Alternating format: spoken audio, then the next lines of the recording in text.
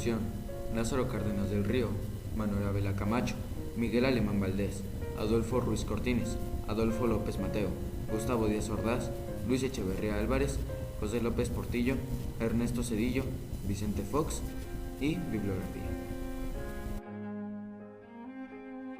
En este trabajo estaremos analizando el estudio de la economía, que siempre ha resultado interesante desde muchos puntos de vista, ya que esta economía es fundamental y es la única que nos puede dar a entender el comportamiento del mercado monetario.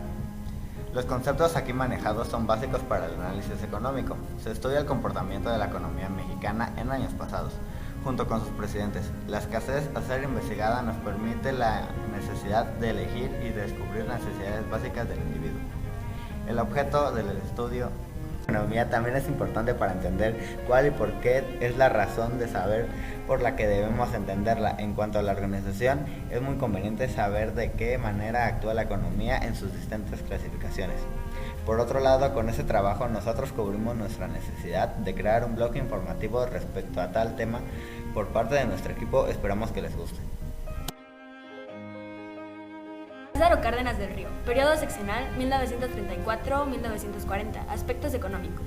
La economía favoreció demandas básicas de la población, por lo que el objetivo fue satisfacer las necesidades del país. Se trataría de disminuir las importaciones impulsando el crecimiento de las fuerzas productivas internas. Se apoyó el crecimiento de la población rural en el aspecto productivo, educativo, social, etc. En el desarrollo industrial se intentaba que el capital mayoritario fuera mexicano. Favoreció el consumo de productos nacionales, ya que en artículos extranjeros se cotizaban a mayor precio.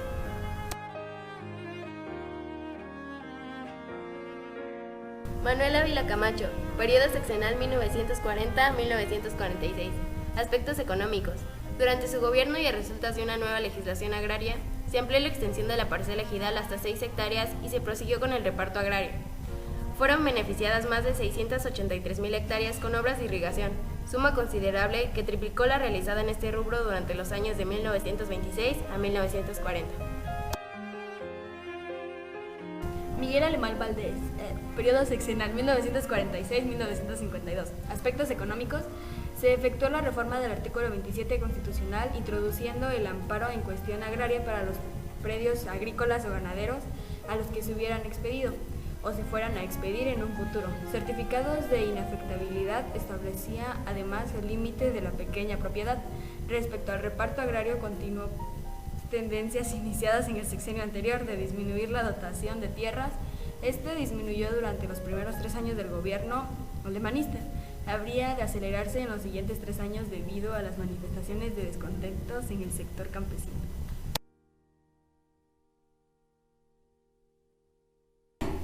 Adolfo Tomás Ruiz Cortines fue un contador, militante revolucionario y político periodista mexicano que desempeñó como presidente de los Estados Unidos mexicanos en el sexenio de 1952 a 1958. Fue el último presidente de México nacido en el siglo XIX. Al iniciar su gobierno, el presidente Ruiz Cortines envió una iniciativa de ley para reformar el artículo 34 de la Constitución con la finalidad de reconocer los derechos de la mujer al voto, lo que ocurrió en 1953. A efecto de promover medidas para resolver las necesidades de casas, habitación, creó la Institución Nacional de Vivienda. Dio estímulos a la industria, particularmente a la mediana y pequeña. Puso las bases para el desarrollo de las petroquímicas e impulsó la creación de empleos. Adolfo López Mateos. Adolfo López Mateos fue un abogado y político mexicano que se desempeñó como el 58º presidente de los Estados Unidos mexicanos, ejerciendo como tal durante el sexenio comprendido entre 1958 y 1964. Su sucesor, Gustavo Díaz Ordaz, se desempeñó como secretario de Gobernación durante los primeros 5 años de gobierno de López Mateos, dejando el cargo al ser designado candidato a la presidencia por el PRI. Fue el primer presidente de México nacido en el siglo XX, ya que su antecesor Miguel Alemán, aunque nació en 1900, este año aún perteneció al siglo XIX. Gustavo Díaz Ordaz Bolaños. Gustavo Díaz Ordaz fue un abogado y político mexicano que se desempeñó como presidente de México del 1 de diciembre de 1964 al 30 de noviembre de 1970. Durante su gobierno ocurrió la matanza estudiantil de Tlatelolco y se celebraron los Juegos Olímpicos de México, en 1968 y la Copa Mundial del Fútbol de 1970. El gobierno de Díaz Ordaz fomentó el desarrollo económico de México. Siguió el modelo de desarrollo estabilizador en 1967. Se firmó en la capital de la República, bajo su auspicio, el denominado Tratado de Tlatelolco, del que habría que surgir el organismo para la proscripción de armas nucleares de América Latina. Luis Echeverría Álvarez, político miembro partidario revolucionario institucional y presidente de México de 1970 a 1976. En 1946 ingresó al Partido Revolucionario Institucional, PRI, en donde trabajó para presidente del partido como secretario general de Rodolfo Sánchez Taboada. Lo siguió de Secretaría de Marina, fue oficial mayor de la Secretaría de Educación Pública, fue oficial mayor del Comité Educativo Nacional, CEN, del Partido Revolucionario Institucional. Siendo presidente en el CEN del PRI, General Agustino Lachea Áviles, en 1958 fue nombrado subsecretario de Gobernación. En 1964 fue nombrado secretario de Gobernación por el presidente Gustavo Díaz Ordaz. En esa época ocurrió la tragedia de la matanza de los estudiantes en la Plaza de Tres Culturas en Tlatelolco el 2 de octubre de 1968. José López Portillo. La abundancia es buena, pero cuando se sabe administrar. López Portillo nunca reconoció la liga causa-efecto entre el gasto deficitario y la inflación. Tomó decisiones arbitrarias y financieramente inadecuadas, que detonaron la crisis más severa en la historia de México desde la Revolución. La sobreoferta de los países productores y el ahorro de energía de los países consumidores provocaron a partir de junio de 1981 el desplome de los precios del petróleo que arrastró en su caída la economía nacional petrolizada. Los préstamos poco responsables, que sumados a la falta de visión y a una corrupción galopante en el gobierno federal, terminaron no solo por reducir a cero los beneficios del petróleo, sino multiplicar la deuda externa y a devaluar más de un 400% el valor de nuestra moneda. Ernesto Zedillo.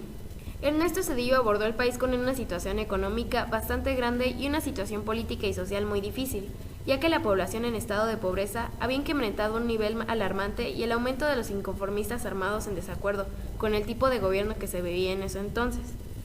En el sexenio anterior había sido difícil en el aspecto económico. Al iniciar su gobierno Ernesto Zedillo, el peso se devaluó y decayó de manera notable. El desempleo aumentó y se iniciaron los préstamos al gobierno extranjero. Logró al final de su sexenio levantar y mejorar un poco la situación que vivíamos en el país y se podía observar una mejoría en cuanto al empleo y una pequeña estabilidad económica. Podíamos llegar a pensar que el país iba mejorando económicamente.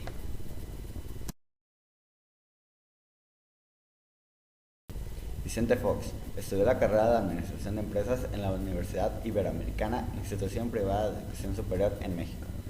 La promesa de campaña de un crecimiento del PIB, como muchas otras, no se analizó debidamente, pues México ni en sus mejores épocas de los años 70 había logrado tal propósito, y pues mucho menos ahora sí que el mercado es más competitivo y que las oportunidades de crecimiento son más lentas y pausadas, por lo cual se veía imposible que esta promesa se pudiera llevar a cabo en un solo sexenio. Con este trabajo llegamos a la conclusión que el país necesita un cambio, y este se encuentra en los jóvenes idealistas, que con su voz podemos cambiar al país, por nosotros, por el pueblo, por México.